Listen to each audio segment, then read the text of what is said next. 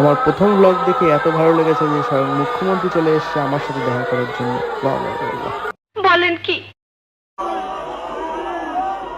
তো hey guys, কেমন আছো তোমরা? শুরু করছি আমার ব্লগ নাম্বার 2। খুব শান্তিতে ঘুমাচ্ছিলাম, হঠাৎ মাইকের আওয়াজে ঘুমটা গেল ভেঙে। তোমাদের একবার আওয়াজটা শোনাই দেখো।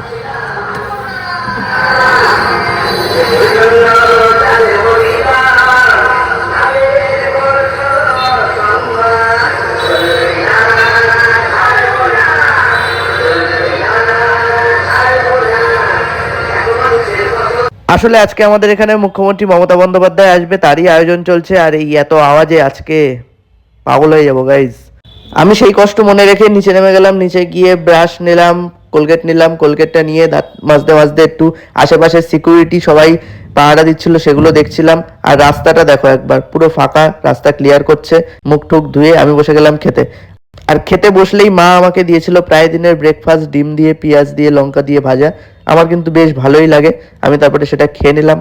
আর খাওয়ার মাঝখানে একটু ছোট্ট করে রিয়াকশন দিয়ে দিলাম, আহ দারুণ বলে। খাওয়া শেষ করে আমি চলে গেলাম রাস্তার কাছে। রাস্তায় এসে দেখি আস্তে আস্তে বাসে করে, অটোয় করে লোক জড়ো হচ্ছে। তারপরে আমরা দোকানের সামনে বসে আছি কখন মমতা বন্দ্যোপাধ্যায় আসবে। আর এটা হলো আমার ভাই। একে দেখে যতটা ইনোসেন্ট মনে হচ্ছে ততটা কিন্তু না। বলেন কি?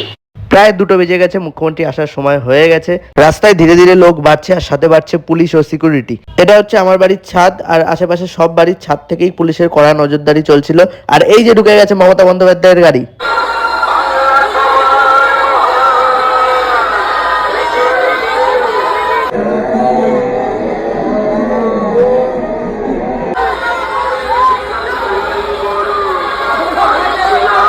ওনার সাথে আরো জনপ্রিয় মন্ত্রীরা ছিল, যেমন জ্যোতিপ্রিয় মল্লিক, সুজিত বসু। তাদের গাড়ি পরপর যাচ্ছিল, আর তার সাথে সিকিউরিটি, পুলিশ সমস্ত তো রয়েছেই।